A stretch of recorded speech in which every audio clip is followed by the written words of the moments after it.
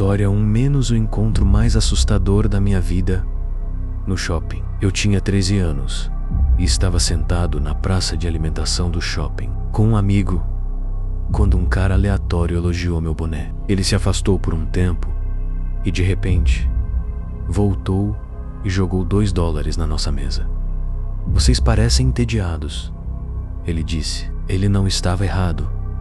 Então pegamos o dinheiro e fomos com ele para o fliperama. Ele começou a exibir suas habilidades no Dance Dance Revolution, claramente tentando nos impressionar. Em algum momento, trocamos Facebooks e idades. Ele era quase 10 anos mais velho que eu. Um grande sinal de alerta agora. Mas na época, eu era um adolescente ingênuo e emo. Para mim, um adulto com um colete cheio de taxinhas e cigarros parecia absurdamente cool. De volta à praça de alimentação, ele começou a se gabar de sua carreira no MMA, flexionando sua barriga de cerveja como se fosse um campeão. Então mencionei Black Veil Brides, minha banda favorita na época, e de repente ele disse que conhecia pessoalmente o Andy Bersac e saía com ele sempre que ele estava na cidade. Quando mencionei Blood on the Dance Floor, ele dobrou a aposta, dizendo que já tinha sido colega de quarto de David Vanity, o infame vocalista e predador condenado, embora tenha pronunciado o nome dele errado o tempo todo. Eu já suspeitava que ele estava inventando tudo, mas, estupidamente, dei a ele o benefício da dúvida. Algumas semanas depois saímos novamente, desta vez com mais amigos meus. Foi IQ. As coisas pioraram. Ele começou a ficar muito pegajoso com as garotas. Abraços indesejados, toques inapropriados, sussurros assustadores no ouvido delas. Ele até flertava enquanto instalava um chicote toda vez que íamos aos fundos da loja Spencer's.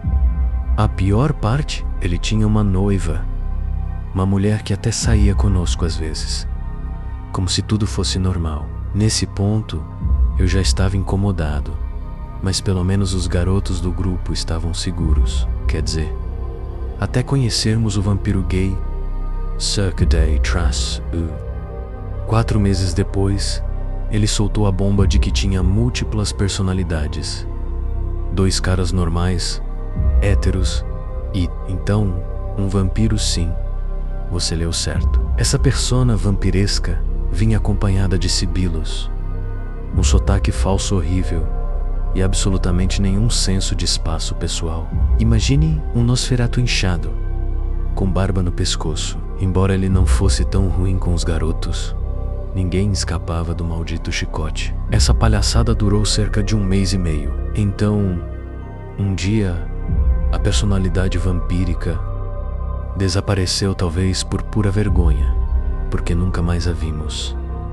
Depois disso, nossas visitas ao shopping diminuíram, até que ele foi banido por 6 meses por discutir com um segurança. A última vez que o vi, ele deu a um amigo meu um saco de Spice, uma mistura de ervas borrifadas com qualquer substância psicoativa que fosse legal na época. Por algum motivo, ele se recusava a comprar álcool para nós, já que éramos menores de idade, mas aparentemente dar um saco de drogas potencialmente letais era perfeitamente aceitável. Fumamos no meio da floresta e tudo deu terrivelmente errado. Uma de nossas amigas foi ao banheiro de uma farmácia conversa e nunca mais saiu. 15 minutos depois, um funcionário a encontrou parada na porta, o braço estendido para a maçaneta, as calças no tornozelo, completamente imóvel e sem resposta. Ela teve sorte de sair de lá numa maca e não num saco de cadáver. Foi a última vez que o vi. Meus amigos cortaram laços imediatamente. Pelo que o vi, a mãe dele ainda o leva ao shopping e ele ainda fica vagando pelo fliperama até hoje. História 2 menos a voz no quarto do meu filho. Alguns anos atrás, depois do meu divórcio, voltei para a fazenda da minha família com meus 2 filhos pequenos, de 2 e 4 anos. A casa era enorme, cercada por campos de cultivo, e no começo eles adoraram tanto espaço comparado ao nosso pequeno apartamento apertado em Orlando. Mas com o tempo, o entusiasmo deles diminuiu. Eles começaram a dizer coisas como "tem monstros lá em cima", e eventualmente se recusaram a ficar sozinhos dentro de casa. Eu notava pequenas coisas estranhas aqui e ali, mas com o tempo me acostumei. Olhando para trás, me pergunto se eles estavam vendo algo que eu não via. Depois de 2 anos, conheci um homem incrível. Levamos tudo com calma, saindo para encontros casuais, e ele se dava muito bem com meus filhos. Ele realmente gostava de passar tempo conosco, mesmo que isso significasse apenas ficar sentado em casa. Uma noite, depois que minha mãe e os meninos já estavam dormindo, decidimos sentar lá fora para conversar. Como meus filhos estavam sozinhos dentro de casa, deixei meu telefone no viva voz, conectado ao celular dele no mudo, só para o caso de precisarem de mim. Horas se passaram enquanto conversávamos, e estávamos prestes a encerrar a noite quando algo nos fez congelar no lugar. Uma voz masculina surgiu no telefone.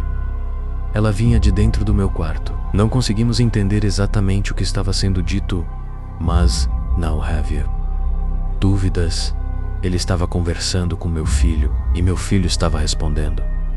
Um frio percorreu minha espinha. Corremos para dentro de casa, disparando pelo corredor. Quando chegamos ao quarto, encontramos os dois dormindo profundamente. O quarto estava em completo silêncio, totalmente vazio. Mesmo depois de todos esses anos, eu não consigo parar de pensar nisso. Quem diabos estava falando com meu filho? História 3, menos minha avó versus o Night Stalker. Minha avó é, sem dúvida, uma das mulheres mais incríveis que já conheci. Sei que todo mundo diz isso sobre seus avós, mas, sério, ela é uma força da natureza. Enquanto a maioria das pessoas da idade dela desacelera e aproveita a aposentadoria, ela se recusa a ficar parada nem por um segundo.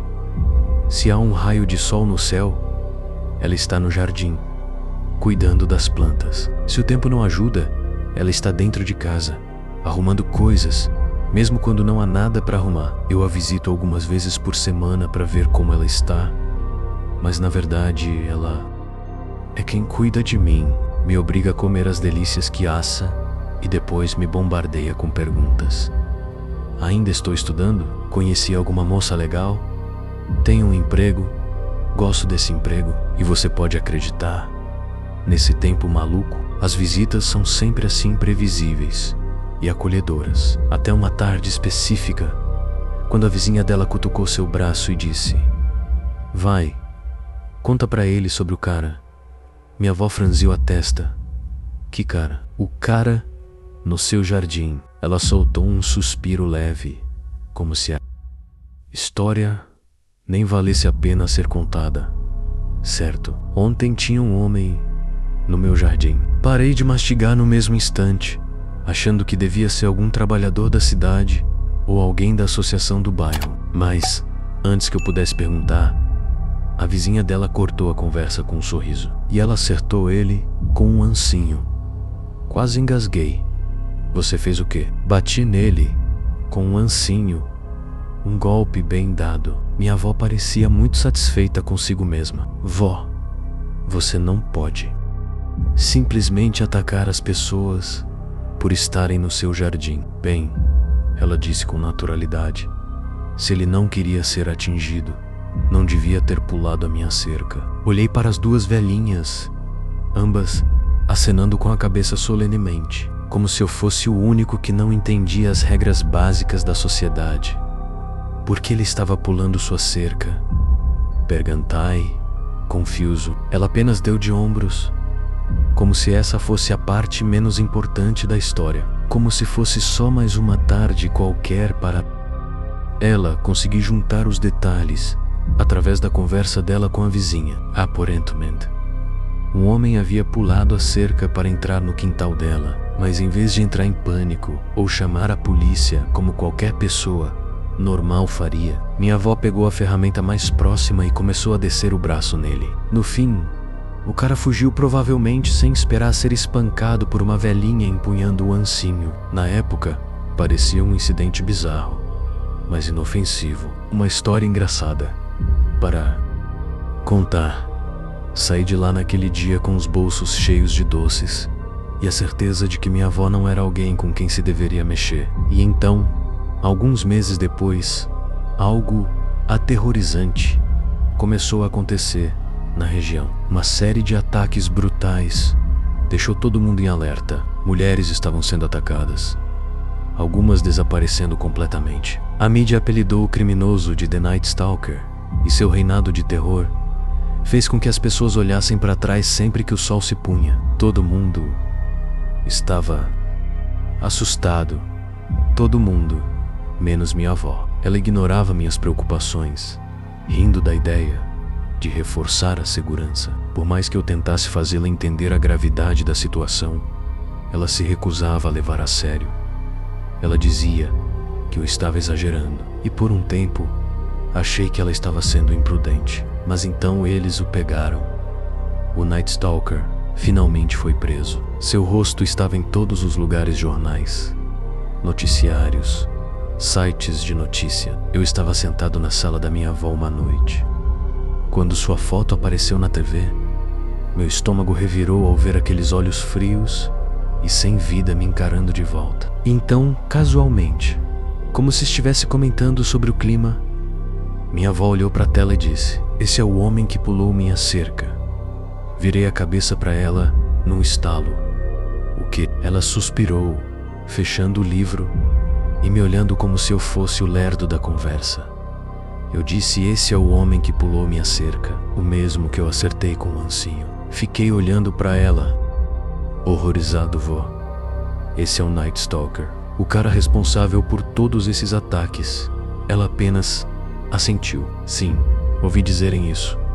HHH, se eu soubesse, teria batido nele mais algumas vezes."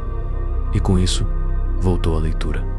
Simples assim, sem reflexão, sem medo, sem preocupação por ter ficado cara a cara com um dos criminosos mais perigosos da história recente. Para ela, foi só mais um dia qualquer. Até hoje, ela minimiza a situação como se não fosse nada. Mas toda vez que penso nisso, sinto um arrepio na espinha, porque se ele tivesse invadido o quintal de qualquer outra pessoa naquele dia, essa história poderia ter um final muito diferente. História 4, menos o caminhoneiro no escuro. Há algo incrivelmente pacífico sobre uma estrada aberta ao entardecer, com o rádio tocando baixinho e quilômetros de asfalto se estendendo à frente. Eu dirigia pelas estradas secundárias do condado de Sonoma, meu filho dormindo no banco de trás, esticado, apesar de saber que não deveria. Mas, sinceramente, now a Codlow S.O. Parafasc Lucenta direito. Tínhamos enfrentado uma longa viagem e estávamos fazendo um bom progresso. O sol começava a desaparecer, dando lugar à escuridão, aquele momento dourado de transição, o breve aperto de mãos entre o dia e a noite. Não passava outro carro há um bom tempo.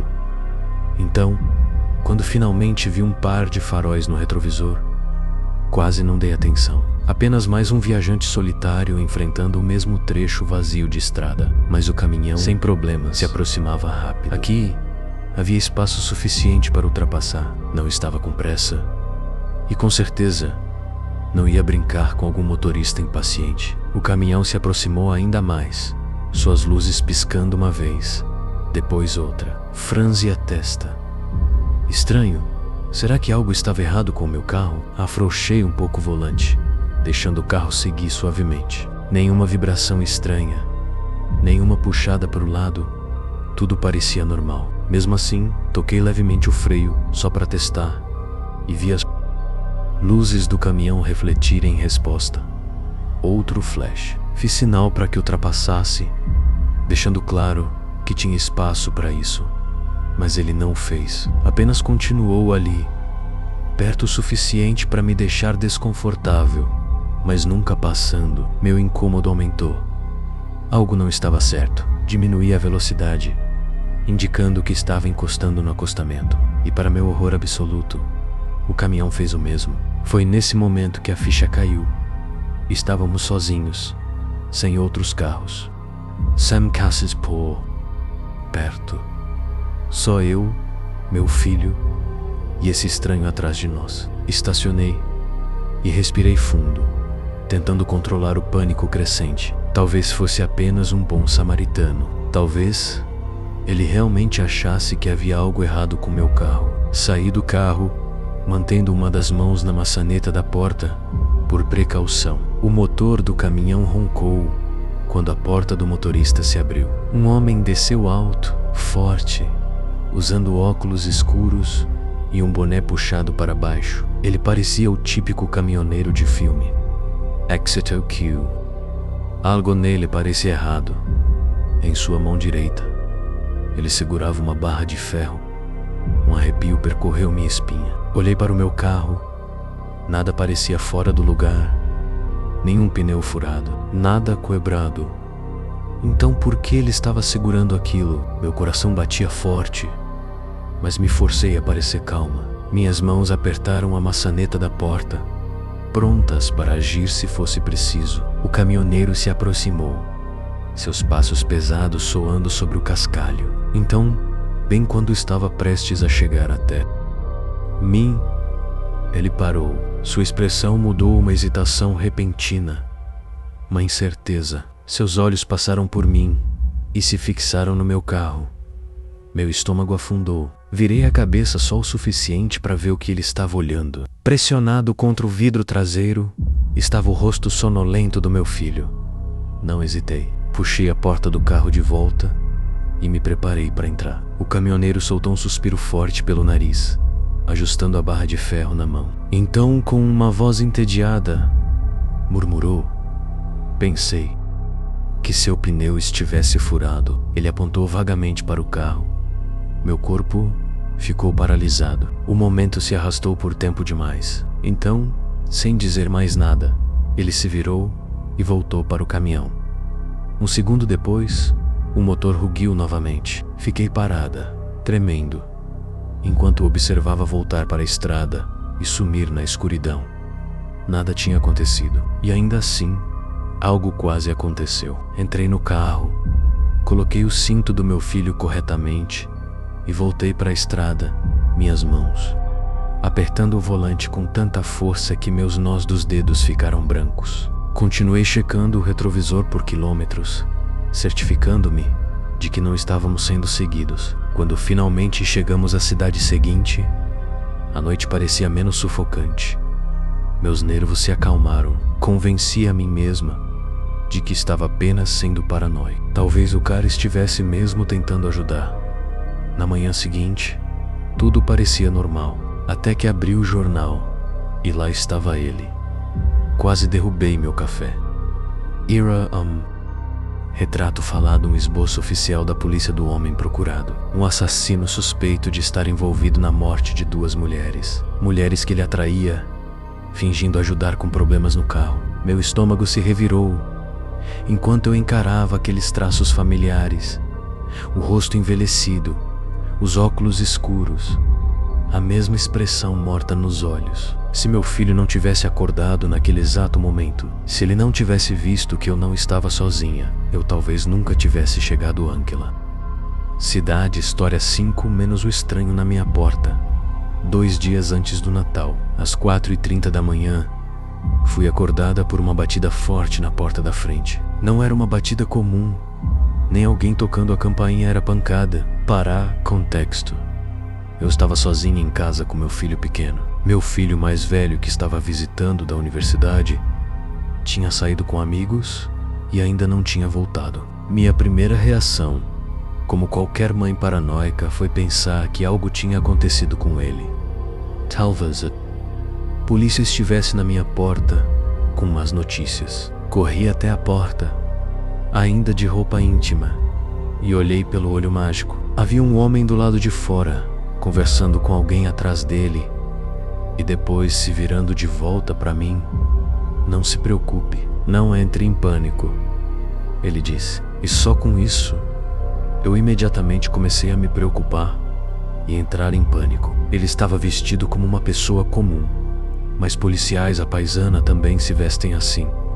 Então, por um segundo, tentei me convencer de que ele era um oficial. Ainda assim, algo nele parecia errado. Ele simplesmente não parecia pertencer ao meu bairro. Perguntei se algo tinha acontecido com meu filho, mas ele ignorou a pergunta. Não se preocupe, só abra a porta.